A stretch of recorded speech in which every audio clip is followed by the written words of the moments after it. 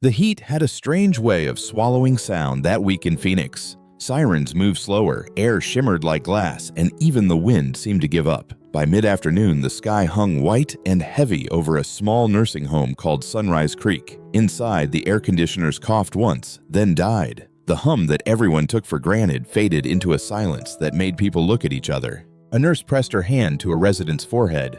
"It's climbing fast," she whispered. The wall monitor blinked red, temperatures rising room by room. Someone ran for bags of ice. Fans appeared in every hallway, but they only pushed warm air around. Outside, the asphalt rippled in the heat, and the metal doors burned to the touch. On the road nearby, a dented pickup rolled to a stop. Evan Carter wiped sweat from his neck and glanced at his 8-year-old son in the passenger seat. "Almost there, buddy. One last delivery," he said. The boy, Milo, pointed toward the nursing home. "Dad, why are they bringing ice inside?" Evan followed his finger. He saw 2 orderlies struggling with a crate of bottled water, faces red, shirts soaked through. A faint mechanical whine reached his ear, steady, wrong, like a heartbeat out of rhythm. It came from the back of the building, where the generator exhaust curled through the heat haze. He frowned. That sound shouldn't be there. He'd heard it before, years ago, when he was still fixing power systems for a living. "Stay here," he told Milo, pushing the truck door open. The air outside hit like a furnace. He jogged toward the loading bay, past nurses waving towels and residents fanning themselves with meal menus. A woman in a navy suit stepped forward, blocking his path. "Sir, you can't be back here. We have it handled." "Handled?" Evan pointed toward the exhaust stack. "Your generator's running, but the power isn't reaching the building. That switch panel's stuck. If it doesn't transfer soon, you'll lose your coolers, your medicine, maybe more." Her name tag read Morgan Hale. She crossed her arms. "I'm responsible for this facility. We already called maintenance. Please step outside before we have to call security." Evan looked past her through the doorway. The lights inside flickered, then went dark again. A nurse's voice rose in panic. "The insulin fridge just shut off." He turned back to Morgan, trying to keep his voice calm. "Ma'am, I used to work for the power company. That sound you're hearing, it's not just backup lag. The load isn't transferring. You've got maybe 20 minutes before the temperature in there becomes dangerous." She shook her head. "No authorization, no access." Evan exhaled slowly, fighting the instinct to argue. "You don't need to trust me," he said.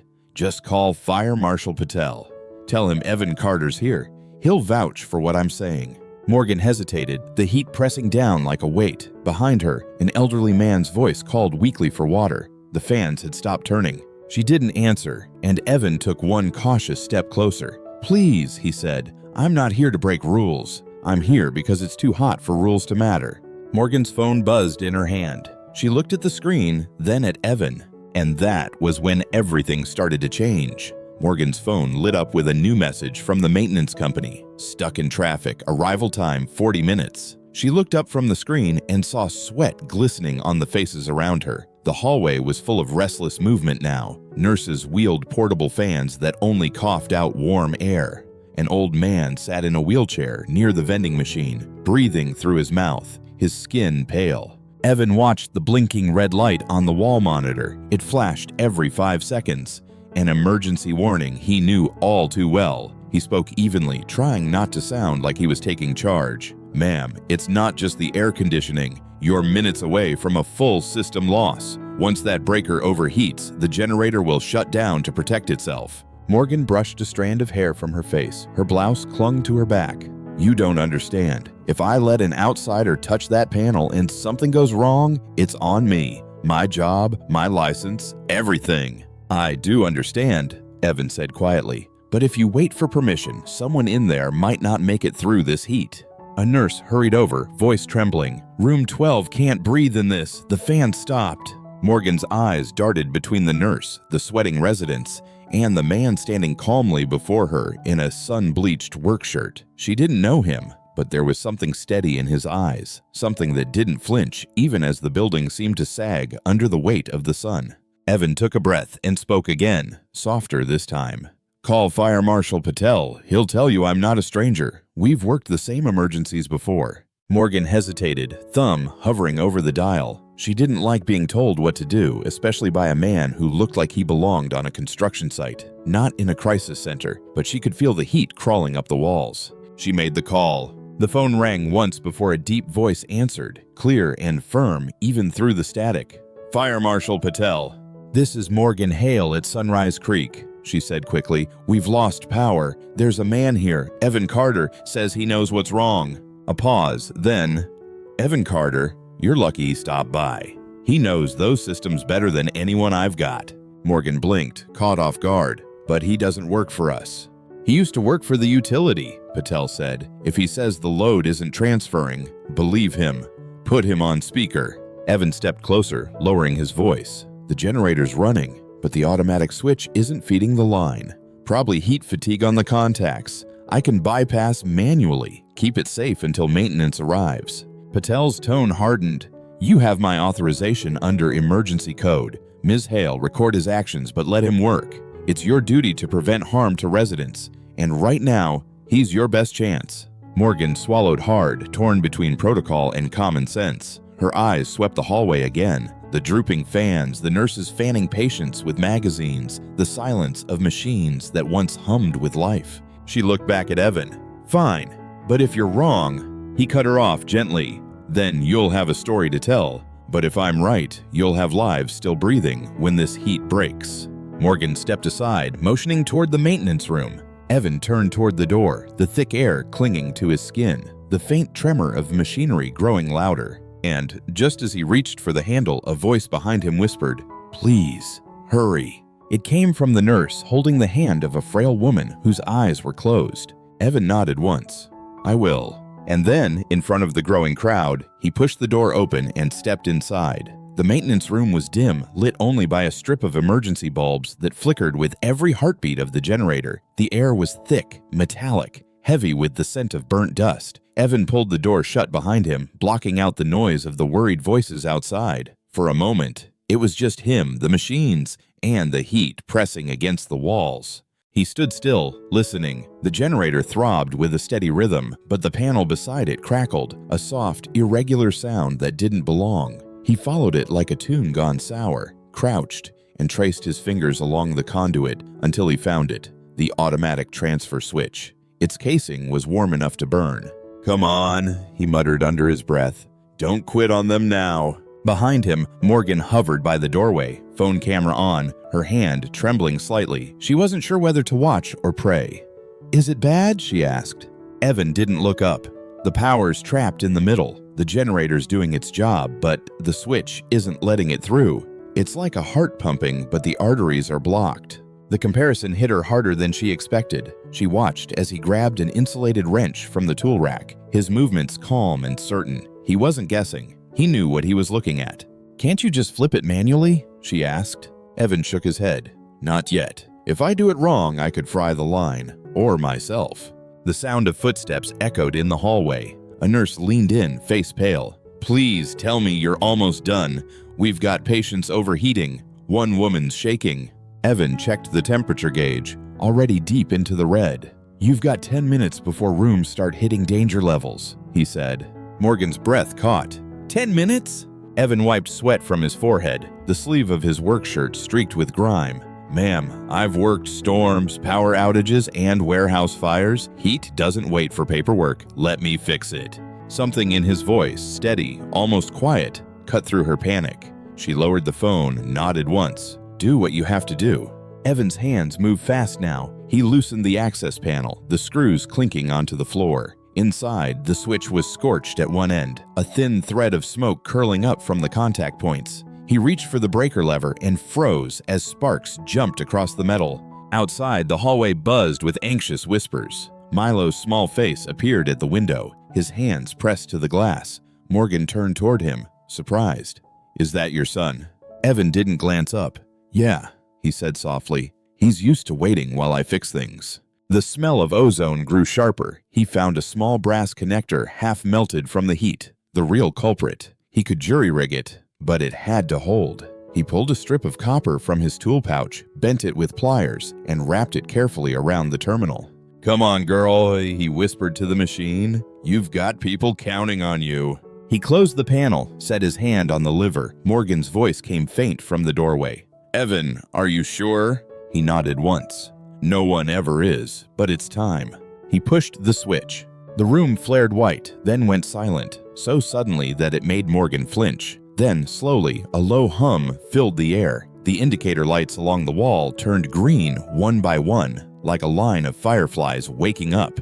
Outside, someone shouted, "The fans are back!" Another voice cried, "The lights, look!" Morgan turned to the door, staring in disbelief as the corridor brightened again. Relief spread across her face like a wave breaking. She looked back at Evan, who leaned against the wall, exhaling. His shirt dark with sweat. "You did it," she breathed. He shook his head. "We just bought time. The system's fragile and it'll need a full repair. But for now, they're safe." From the hallway came the sound of clapping, soft at first, then louder as the residents realized the air was moving again. And yet, as the applause echoed through the room, Evan's eyes drifted to a small, faded sticker on the side of the generator. The writing was smudged, but he recognized the name printed there. It was a name he hadn't seen since the day everything in his life fell apart. And, in that moment, he understood. This wasn't just a coincidence. Something in this building was waiting for him to find it. The applause faded slowly, replaced by the steady hum of air returning to life. Nurses moved through the hall again, checking on residents, opening doors to let the cool air flow. Relief washed through the building like rain after a drought. Morgan stood near the doorway, still holding her phone, unsure whether to stop recording. "You saved us," she said quietly. Evan shook his head. "Not yet. The bypass I used won't last. You'll need a licensed crew to do a full reset before nightfall." But his eyes weren't on the panel anymore. They were fixed on the small, faded sticker half hidden beneath the grime, letters worn from years of heat and cleaning chemicals. He brushed it with his thumb until the name appeared clearly. Carter Electrical Solutions. Morgan noticed his sudden stillness. "What is it?" Evan stared at the sticker for a long moment before answering. "That was my company, years ago." Her eyebrows lifted. "You built this system?" "I helped design the backup line," he said, "before the contracts changed hands." His voice tightened as he looked away. "Before everything else fell apart." Through the window, Milo pressed his palms against the glass, smiling at the sight of the lights back on. For a brief second, Evan smiled too. But then the generator gave a low groan, the kind that made a man who knew engines stop breathing. He crossed the room in 2 strides, checking the dials. "The load's stabilizing, but that connector's wearing thin. I need to cool it manually before it burns out again." Morgan frowned. "Can't you just shut it down now?" "Not with people inside," he said firmly. "If this fails, the air dies with it." She nodded, her voice softer now. "Tell me what to do." He blinked, surprised. "You sure?" Morgan wiped sweat from her forehead and gave a half smile. "If I'm already breaking every rule in the book, I might as well be useful." Evan handed her a small flashlight. "Hold this steady, right here." The light wavered slightly in her trembling hand, but she held it. Evan loosened a small valve, releasing a hiss of steam that rolled over his forearm. The heat bit into his skin, but he didn't flinch. "Why do you know this so well?" Morgan asked, her voice nearly drowned by the engine's hum. He hesitated, tightening the valve again. "Because I built a system just like this the year my wife died." Morgan froze. I'm sorry." Evan nodded once, eyes still on the machine. "It was her project, actually. She volunteered here, wanted to make sure the old folks would always have power during heat waves. She believed comfort was dignity." He let out a breath, quiet but full. "Guess she was right." Morgan's eyes softened. "So this place?" "Yeah," he said. "She helped design it. I helped wire it. And now, somehow, I'm back here fixing it." A nurse burst into the room, breaking the moment. "Mr. Carter, one of the residents wants to thank you. She says she remembers your wife. Her name was Laura, right?" Evan turned slowly, his throat tightening. "She's still here," the nurse nodded. "Room 12, the same room that had gone dark first." Evan looked back in the panel one last time, checked the readings, and turned to Morgan. "Keep an eye on it. If the gauge hits the red again, call me." She hesitated. "Where are you going?" "To say hello," he said. He stepped into the hallway, the sound of fans mixing with distant laughter. "Oh, sir." The light looked softer now, the air alive again. But deep down, he knew the system was fragile. and so was the peace that had just been restored. As he walked toward room 12, a faint alarm beeped behind him, and, before anyone could react, the lights flickered once more. The hallway lights dimmed, just for a second, like a held breath before exhale. The hum steadied again, but the momentary darkness left a shiver in everyone who noticed. Evan slowed his steps, listening to the sound of air vents catching up, the faint rhythmic beep of monitors starting to fade back into place. Room 12 stood at the end of the corridor, its door half open, soft light spilling across the floor. Inside, an elderly woman sat by the window, her silver hair pulled back neatly, a thin blanket covering her legs. A nurse stood beside her, smiling faintly. "Mrs. Lang," the nurse said, "this is the man who fixed the power, the one you wanted to see." The old woman turned her head slowly, her eyes cloudy but kind. "You're Laura's husband," she said before he could speak. Evan froze. It had been years since anyone said her name out loud like that. "You knew her?" Mrs. Lang nodded. "She used to read to me every Friday. She'd sit right there, by that chair, always brought me lemon drops." Her lips curved into a smile that trembled. "She said her husband built the wires that kept us cool when the heat came." Evan stepped closer, the memories pressing against his chest. "Yeah," he said softly. "That was me." He looked around the room, the same faded curtains, the same framed photo of the desert sunset on the wall, one he remembered hanging himself when Laura convinced him to help upgrade this place. For a second, time folded back, and he could almost hear her humming as she worked. "I'm glad you came back," Mrs. Lang whispered. "She said you would. She said one day you'd finish what she started." Evan's throat tightened. "She said that?" The old woman nodded, her gaze unfocused, but her tone certain. "She said the world never ends where we think it does. It just waits for us to catch up." He felt something shift inside him, a weight both painful and peaceful. He knelt beside her, by her, taking her hand gently. Her skin was cool now that the air had returned, her pulse steady. "Thank you," he said quietly. "You reminded me why I came back." From the doorway, Milo peeked in, his voice small. "Dad?" Evan turned and smiled faintly. "It's okay, buddy. I just needed to talk to someone who remembers your mom." Milo stepped closer, curiosity lighting his face. "Was she really here?" "She was," Evan said, brushing his hand through his son's hair. "And she's the reason I knew how to help today." As he spoke, Mrs. Lang's nurse reached into a small box on the dresser. "She wanted you to have this," the nurse said, handing him a thin fabric bracelet, blue and frayed, embroidered with two initials, LC. Evan's breath caught. "Where did she get this?" "It was found in the storage room years ago," the nurse explained. "She said it belonged to a woman who never stopped caring about this place." Evan turned the bracelet in his hand, the threads faded but strong. He remembered Laura making it one summer night, laughing that the stitches weren't straight. "It's crooked," she'd said, "but it'll hold." And now here it was, still holding. He slipped it into his pocket, standing slowly. "Thank you," he said again, his voice low but full. As he left the room, Morgan waited in the hall, her eyes catching the color on his face. "Everything all right?" He nodded. "Yeah, better than all right." But just as he spoke, a sharp beep echoed down the corridor, an alarm from the generator room. Morgan's smile faded.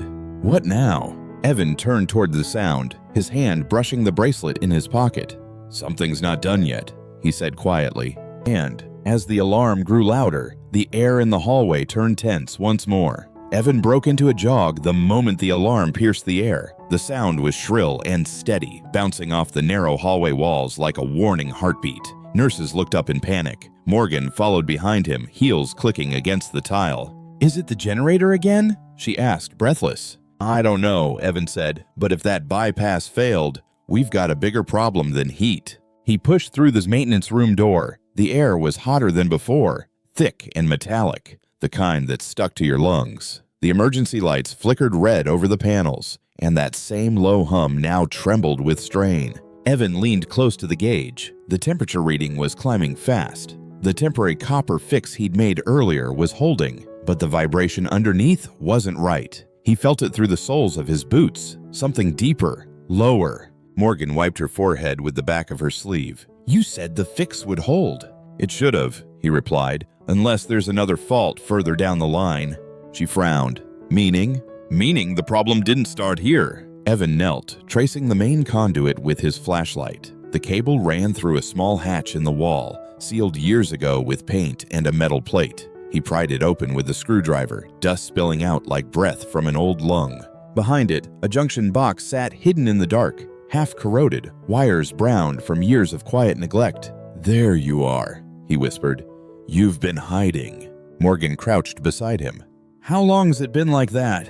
"Long enough that it should have been replaced years ago," he said. "That corrosion, it's heat stress. It builds until one day it decides to fail." Morgan's face fell.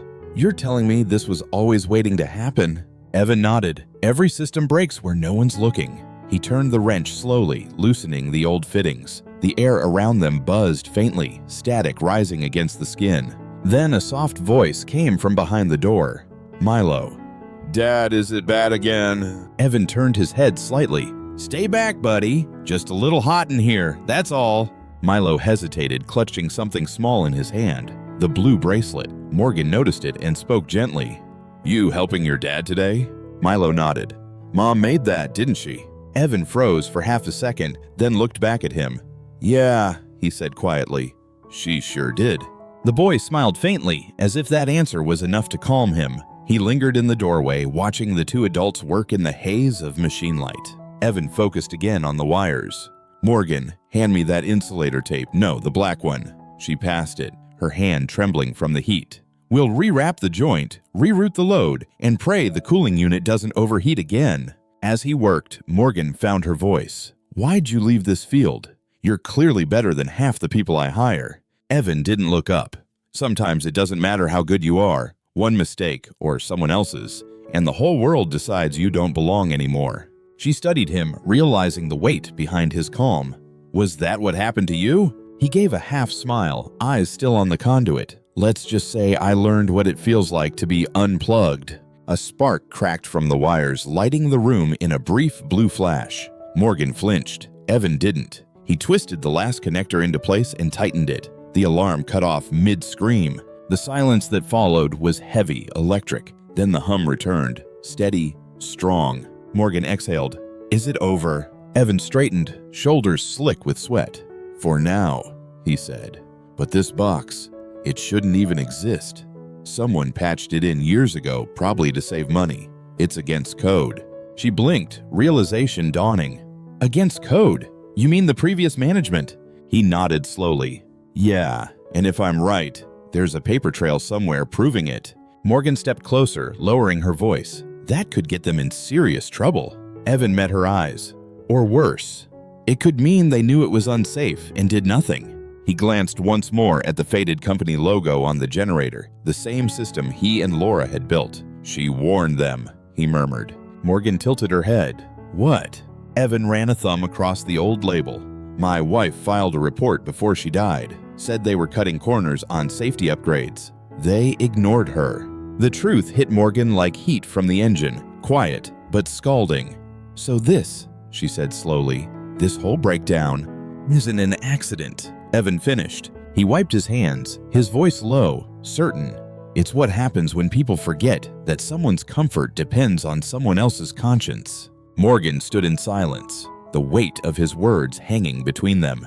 Outside, the sound of wind stirred dust against the windows, like the world holding its breath again. And neither of them knew that the real proof of what happened years ago was still hidden somewhere inside that very building, waiting to surface. The hum of the machine steadied again, low and even like a heartbeat returning after shock. Morgan leaned against the wall, her pulse slowly matching its rhythm. Evan wiped his hands on a rag, his breath heavy but controlled. The worst was over, for now. But something in his eyes said he wasn't done. He turned back toward the corroded junction box, tracing the burned edge of the metal plate. "This was sealed over years ago," he said quietly. "Hidden, not repaired." Morgan crouched beside him. "Why would anyone hide a live fault?" "To make the books look clean," he replied. "Maintenance logs show inspections passed. Budgets stay tight. No one asks questions until something fails." He glanced up at her. "And when it does, someone like me ends up blamed for it." Morgan's throat tightened. "You mean your wife's report? The one they ignored?" Evan nodded. "She filed it the week before the accident that took her life. She was driving home from this place when her car went off the road. The timing never sat right with me." The words hung heavy in the air. Morgan looked at him, startled. "You think it wasn't an accident?" Evan exhaled slowly, eyes still on the machine. "I stopped trying to prove it. Grief makes you see ghosts where there might be none. But now, seeing this..." He tapped the corroded wires gently. It feels like her voice is still here, trying to finish the warning she started. The door creaked behind them. Mr. Ruiz, the facility manager, stepped in, holding a clipboard against his chest. "I heard the alarm stop," he said carefully. "Is everything under control?" Evan stood. "For now, but there's something you should see." Ruiz stepped closer, squinting at the exposed wires. "What on earth? That's not on our blueprint." "Exactly," Evan said. "Someone added it after inspection. The workmanship's sloppy, and the date codes on these wires match the year my wife filed that report." Morgan's gaze flicked from Evan to Ruiz. "Do you have access to old maintenance records?" Ruiz nodded slowly. "Yes, in the archive room downstairs, but most of the old paper logs were boxed up after the ownership change." Evan wiped the sweat from his face. "Can you pull them? I want to see if her signature's there." Ruiz hesitated, then gave a small nod. "I'll get them, but whatever you find, Mr. Carter, be careful what you dig up." He left the room, his steps echoing down the hall. Morgan turned back to Evan. "If you're right, this could expose negligence on a major scale. Lawsuits, licensing reviews, everything."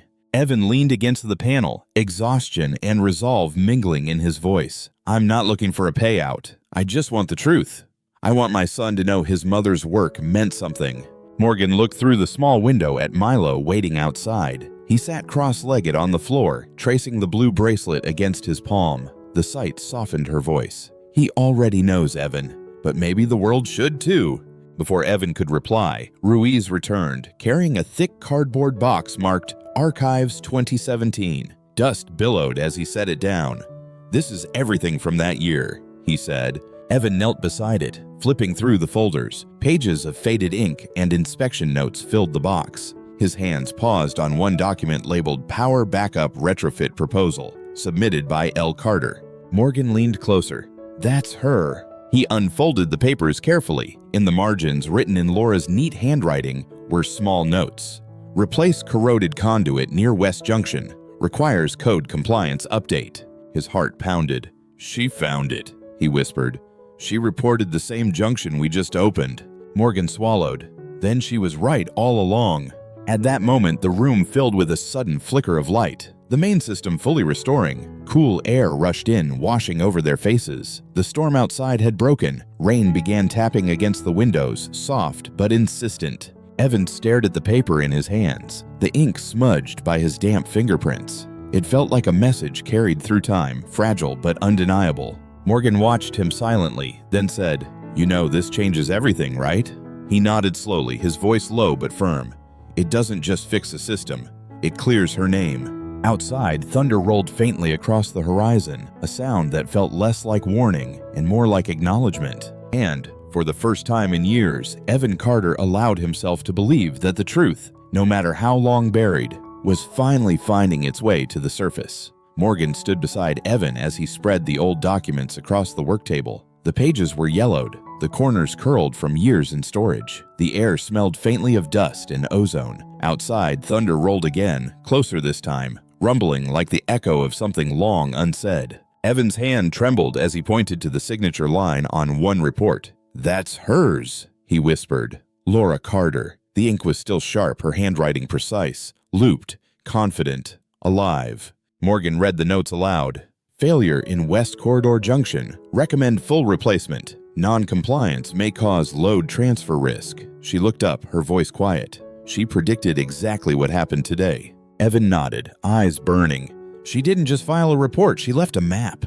He turned the page and found a stapled memo attached, stamped "Rejected, Budget Overrun."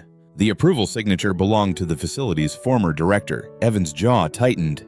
"They turned her down to save a few $1,000s. Morgan let out a breath, half anger, half disbelief. They ignored her and then covered it up. The door creaked behind them. Mr. Ruiz stepped in again, slower this time. "I didn't know," he said softly. "That was before my time." Evan nodded. "I know, but this record means no one can deny what she saw." He closed the folder carefully, as though sealing it against the years that had buried it. She tried to protect them, even when no one listened. Morgan's expression shifted from shock to determination. "We can fix this. These documents, this evidence.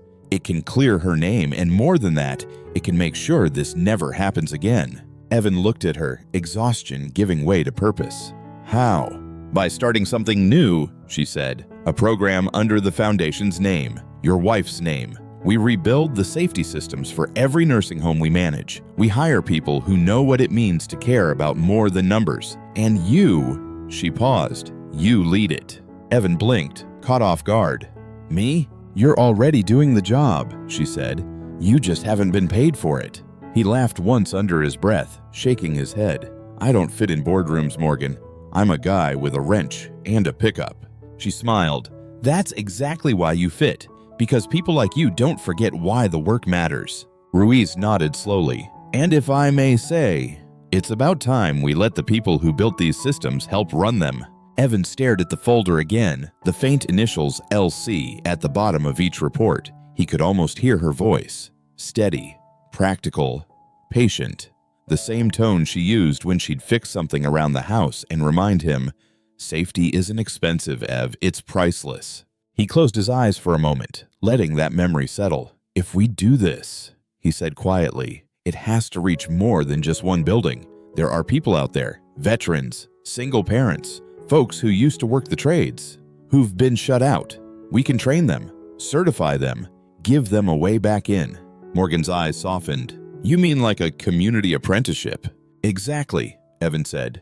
"We'll call it the second shift program, for people who deserve another shot." The room fell quiet. Even the generator seemed to hum a little lower, as if listening. Ruiz broke the silence first.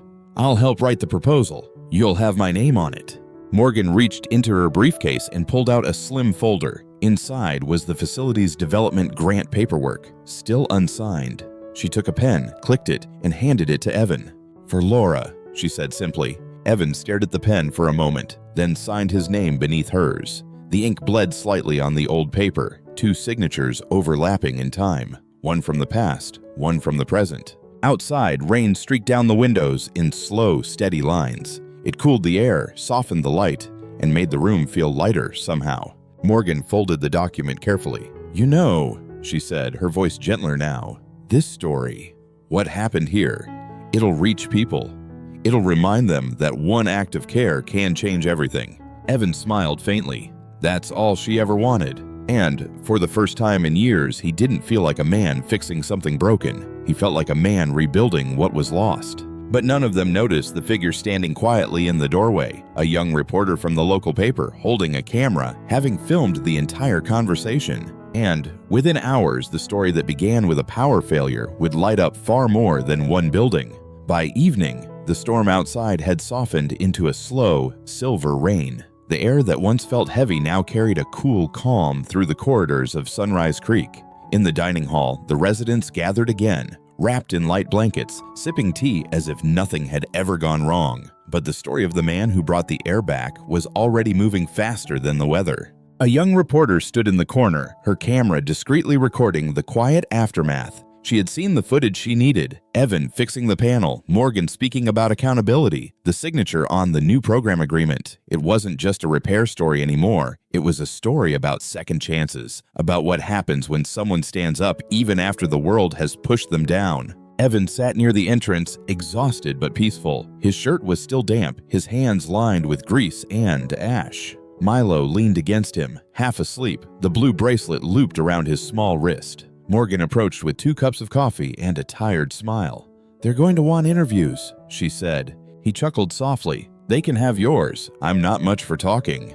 "Too bad," she said, sitting across from him, "because people are going to want to hear your voice. The world needs more of this. Men who fix what others ignore." Evan looked toward the window. The rain tapped steadily against the glass, rhythmic and soft. "I didn't do it for the story," he said. "I did it because no one else was going to." "I know," Morgan said. "That's why it matters." Across the room, Mr. Ruiz handed out popsicles to a few residents, an impromptu celebration for surviving the heatwave. Laughter rippled through the room like a gentle current. Someone started humming a hymn. The power failure felt like a lifetime ago. But for Evan, something deeper had changed. He looked down at Milo, who was tracing the edge of the bracelet with his thumb. "She'd be proud of you," Morgan said softly. He nodded, eyes distant but warm. "Maybe she already knows." A nurse approached them then, carrying a small box. "Mr. Carter," she said, "we found this in the storage room, near the maintenance logs. Thought it might belong to you." Evan opened it carefully. Inside was a small photo frame, Laura smiling in the sunlight, wearing the same blue bracelet now around their son's wrist. Beneath it was a folded note in her handwriting. "If you ever find this, it means you came back, and that means you never gave up." He swallowed hard, blinking away the sting in his eyes. "She always left notes," he said quietly. "Little ones, everywhere." Morgan looked at him for a long moment, then said, "Then maybe this one was meant to be found now." Evan nodded. "Yeah, maybe it was." The reporter finally stepped closer, hesitant but earnest. "Mr. Carter," she said, "I know you didn't want attention, but this story, it could help others.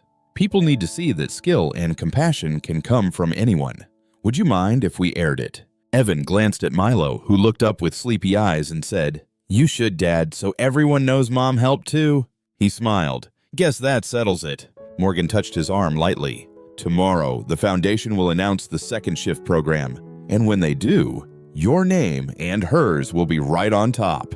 Evan leaned back, letting the hum of the building surround him. The power lights glowed steady and strong across the room. For the first time, the sound didn't feel mechanical. It felt alive. He looked around at the faces of the residents, the nurses, the workers who had stood beside him through the chaos. He saw gratitude, relief, and something rarer, trust. Outside, the last of the storm clouds began to break, revealing the faint blush of evening sky. The rain had washed the dust from the roads, leaving the world looking cleaner, almost new. Evan took a slow breath, his voice calm but certain. "Funny thing about fixing things," he said. "Sometimes it's not the machines that come back to life, it's the people." Morgan smiled, nodding. "Then let's make sure this one keeps running." The camera light blinked once, capturing that final line as if sealing the moment in history. And for everyone in that room, the storm had finally passed. Morning sunlight poured through the nursing home windows, soft and golden, resting on the newly repaired walls. The hum of the air system was steady, calm, a sound that no one took for granted anymore. The storm had left puddles that glittered like mirrors across the parking lot, and the air smelled clean, like a promise kept. Inside, a banner hung above the lobby desk. The second shift program, building safety, building lives. A small crowd gathered as Morgan spoke to local reporters, her tone proud but grounded. "This program isn't just about fixing machines," she said. "It's about rebuilding trust. It's about giving people a chance to do what they were born to do, make a difference." Evan stood to the side, his hands in his pockets, watching as Milo tugged gently on his sleeve. "They're talking about you again, Dad," the boy whispered. Evan smiled. "They're talking about us and about your mom." Milo nodded, his eyes shining. "Do you think she knows?" Evan looked up at the sunlight spilling through the glass. "Yeah," he said softly. "She always knew how to find the light." The Foundation's press team moved closer, cameras capturing the handshake between Morgan and Evan as they unveiled a framed dedication plaque. "In memory of Laura Carter, whose work kept this home and countless hearts warm and safe." Applause filled the room. Some residents clapped from their wheelchairs. Others wiped quiet tears from their eyes. Mr. Ruiz stood near the back, proud, holding a stack of new training forms for the first group of apprentices. Veterans, single parents, and workers once told they were too old or too broken to start again. Evan looked around the hall, and for the first time in years, he didn't feel like a man left behind. He felt part of something living, something good. The place that once reminded him of loss now hummed with renewal. Morgan walked up beside him. "You ready for your first class?" she asked. He chuckled. "You mean my first students?" "Exactly. They're waiting in the workshop, and I told them they're learning from the man who turned a blackout into a lesson on humanity." He shook his head, smiling. "Let's just hope they learn to tighten their bolts first." They walked down the corridor together, the same hallway that only a day before had been filled with panic and heat. Now it felt peaceful. Nurses chatted, residents read in the lounge, the air cool and constant. When they reached the workshop, Evan paused at the doorway. The walls were freshly painted, tools neatly arranged on the benches. On one table sat the small photo of Laura, her smile captured mid-laugh. Milo had placed a single wildflower beside it. Evan touched the edge of the frame, his voice a whisper. "We did it, Laura. You were right. It just needed a little faith and a lot of work." Milo slipped his hand into his father's, squeezing tight. Evan turned to the small group waiting with open notebooks and nervous smiles. He cleared his throat, his voice steady and warm. "All right," he said, "let's talk about how to keep the lights on, literally and figuratively." Laughter broke the tension, light and genuine. It filled the room like air returning to tired lungs. Outside, the clouds drifted apart and the morning sky stretched wide and clear. The storm had passed, but its memory stayed, a reminder that sometimes disaster doesn't destroy, it reveals. Evan took one last look at the sunlight spilling through the window and smiled, because he finally understood. True power isn't just electricity, it's perseverance, compassion, and the courage to keep showing up when no one else does. He looked at his students, at his son, and said, "Let's get to work." When everything goes dark, it's not always the system that's broken. Sometimes it's our willingness to act. But one person's courage can turn power back on for everyone. Do you believe that respect and the courage to do what's right can be worth more than any paycheck or title? Thank you for watching. And as always, we'll see you again on Power and Karma.